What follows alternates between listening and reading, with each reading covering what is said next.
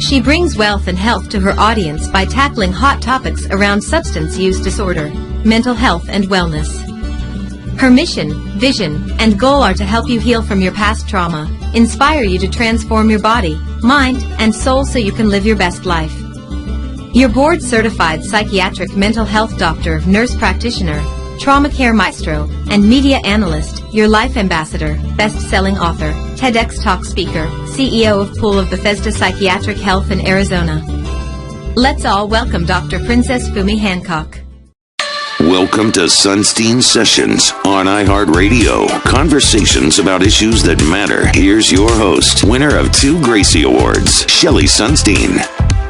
Good morning and Happy New Year to Dr. Stephanie Fumi Hancock. She's the CEO of Pool of Bethesda Psychiatric Health and the author of 24 self-help books. The reason that I wanted Dr. Hancock to join us today is that right before the holidays, we had the very shocking suicide of djtwitch, who we mostly knew through the Ellen DeGeneres show.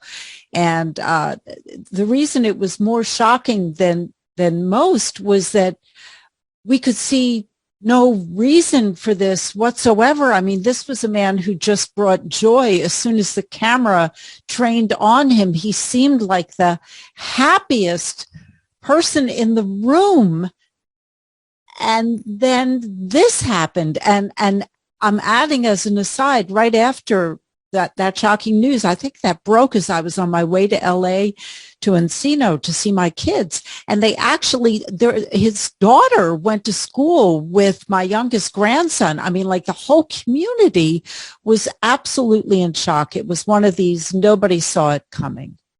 How can that be?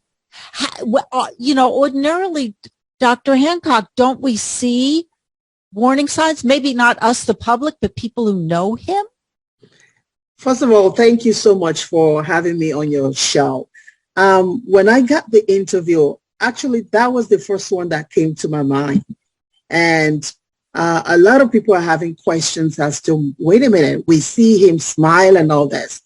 Often, even those who are surrounding those who are about to do that are in denial. A lot of times, hindsight, 2020, you go back and say, wait a minute, he said something. He gave something away.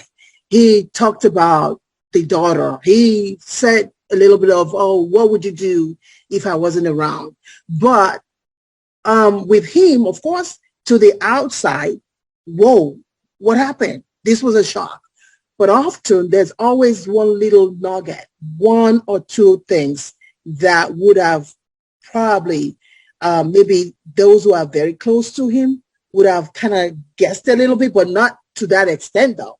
But they would have known that something was happening to him or something made him sad, just something. But there's usually something. And I think you having this on your show would help families, those that are going through or might actually see a little clue that they're not even sure of. Your show, similar shows will actually help them to start looking at the warning signs, because there are warning signs. It's just that often as family, we're so close to them.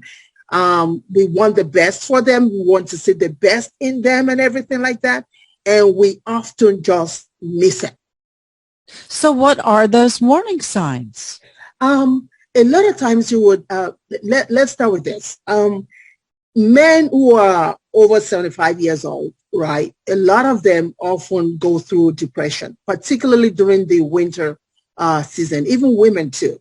When you talk about late September all the way to January, you have people that deal with a seasonal affective disorder. They don't necessarily are depressed throughout the year, but there are certain times in the year that they just feel that little, blah. And so a lot of times it's when you see them feeling trapped, they would often tell you, I have this pain, but they cannot tell you exactly where the pain is coming from. When you ask them, what is painful? I'm just in pain. I don't know what it is. Some of them will often feel trapped. And they will tell you that they feel trapped about something. They feel triggered by some things. So there might be things that have happened in their lives in the past that they sat on, that, you know, they have post-traumatic stress syndrome that they never really did deal with. And so there's a trigger during this period that would just, you know, kind of fling that light. But because they do not understand it, they would not know what that is. So they talk about being a burden. Some of them will often say, you know, I don't want to be a burden. Or if they have a financial issue, I don't want to be a burden, so I'm just going to deal with it on my own. Or if they have a certain illness, oh, I don't want to be a burden, I'll deal with it. Some of them would actually, not all, but some of them will start dabbling in a little bit of alcohol here. Oh, what's wrong? It's just a glass of wine after dinner. What's the big deal? So some of them would do that. Many of them will feel anxious, agitated, even some to the point of recklessness, but not most of them. But that agitation, not being able to sleep, sleeping too much, sleeping little, withdrawing from people, feeling isolated. Those are the kind of telltale signs that families need to start paying more attention to. But if you see something and you bring it up to them and they're in denial and saying, I don't want to be a burden, I can handle it myself, or they don't want to get help, what are you supposed to do? I mean, this is an adult. It's different when you're talking about a child who's under 18, but when you're talking about a spouse or a sibling or a loved one close to you, what are you supposed to do? I tell you what, that's a tough one. Let me use myself as an example. A little over 25 years ago, I actually attempted. When I was I was living in New York. I'd lost my businesses. I'd lost my home. I'd lost my husband. I mean, literally lost everything. And I was one of the number one persons that people looked up to on Staten Island at that time to hire people. There was just no way out for me. And I literally took my car to Verrazano Bridge and tried to plunge. But the big why for me that literally stopped it, were my children. My children were like one and 3 years old then. And that was what stopped me. Sadly, when you have adults, it's almost impossible for you to, because they're only going to show you what they want to show you. I certainly didn't show my family. Well, it was 25 years later when I started telling them, spilling my guts about all the things I tried to do to myself in New York. So when you have adults like that, all you can do is just be there for them. Open the line of communication, making sure that you're always there. But that's about all that you can really do. Suggesting and recommending, even if you can't talk to me, perhaps there's somebody out there. Do you have a friend that you can talk to? It doesn't have to be me. You can talk to a friend, or you can go to a counselor, or that's about all that you can literally do when you have adults. Like you said, they're adults. What are you going to do? They're adults. Dr. Hancock, first of all, thank you for being so open about your own issues. That was 25 years ago. Is that what led you to go into this field? What were you doing at the time? Absolutely. I was a social worker, and I found myself in a cyclical system. I used to work for the state there, and I would remove children, put them back. And those kind of jobs cannot take a toll on you as a social worker. And it really did take a toll on me. It took a toll on my marriage. It took a toll on everything that I was doing. Then when I owned my business too, I was trying to still, be there for everybody. As women, a lot of times we tend to be there for everybody but us. We need to start being our own cheerleader. And I literally forgot myself in the middle of all of this. That when I lost everything, the ground shifted and I felt empty. And with me, I also come from Africa where it's an osh thing, right? I come from a silent culture where see no evil, hear no evil. If you heard it, that's not it. If you saw it, just keep moving. So I come from that silent culture that did not give me the permission to actually say, yeah, you're a social worker, but you still can't tell your business, So I bottled a lot in. And when I found myself on the throes of about to, I lost my home, about to be homeless, essentially, I thought, okay, I'm just going to give it up. And I drove myself to Verrazano Bridge. And I'm telling you right now, I was at the edge of it. My car was literally at the edge of Verrazano Bridge. And all I needed to do was take my feet off of that lip. That's about it. But the only thing that saved me were I just saw flashes of my children, which were younger. I saw them crying. And I said, oh my God, somebody else is going to take care of my children. And I pulled back. Now, not everybody would see that kind of, flashback. Not everybody would even stop in spite of that. So conversations like this does help people like me who come from silent cultures, that when they hear your show, they might not be able to tell somebody, but there might be something, a story here today that would help them to say, you know what, I could go to the next community. It doesn't have to be within my community, but I can go to the next community to seek help. So what did you do? What did you do right after? Well, what I did was seek help. I literally moved from New York. I moved to New Jersey and found help there because I felt like I could not get help in New York where everybody knew me. And so a lot of times people don't even think about that. They just think about, oh my God, what are they, if anybody hears this. So when I heard about Twitch and I heard that he went to a motel, that was quite interesting to me. When I heard that, like, he went outside of his home and went to a place that was a little bit low, that people would not necessarily recognize him.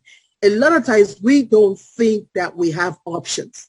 And so for me, the option was, I'm just going to go seek help in the next community where I know that my secret is safe, where I know that I would not be judged because they don't even know me, frankly. And perhaps they don't even care. They just want to take care of me. So if anybody is hearing us today and they are in the middle of a place where they feel like, oh my God, I have created such a massive life for myself or not, I'm not sure if people will not tell my story. There are options. You could go to the next neighborhood. You could go to the next community and seek help. That's the bottom line. As an adult, you have to seek help. I wanted to ask you about something else that I just saw today, and it was so hopeful. There was a study that was just done at the University of Texas, San Antonio.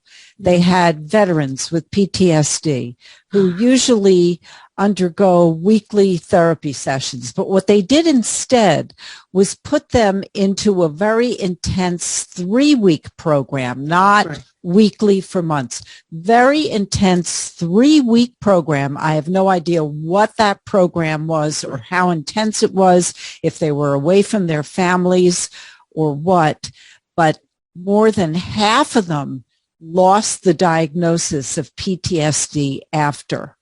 Have you heard of this? Oh, absolutely. Now, here's the thing. There is something called intensive outpatient, program, IOP.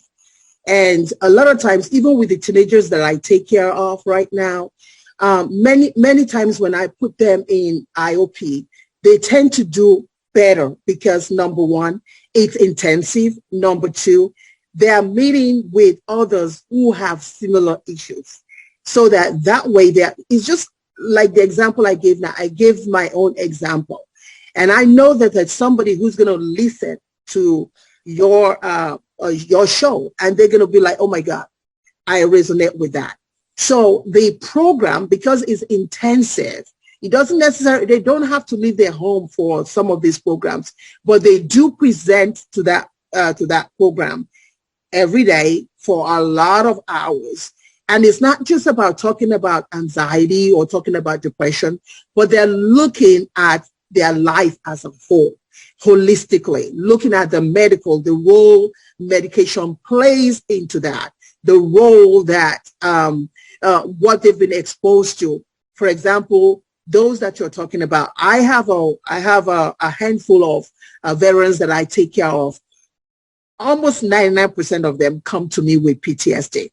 But one thing I know is that they come outside of the veteran community, because with that, they don't want to, too many people know too much of their business. So when they come to a community partner like myself, they come and they know that they're going to get the help that they need.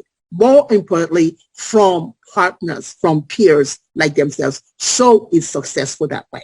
Unfortunately, Dr. Hancock, we're out of time. So Dr. Stephanie Fumi Hancock, how would people reach out to you to get more information?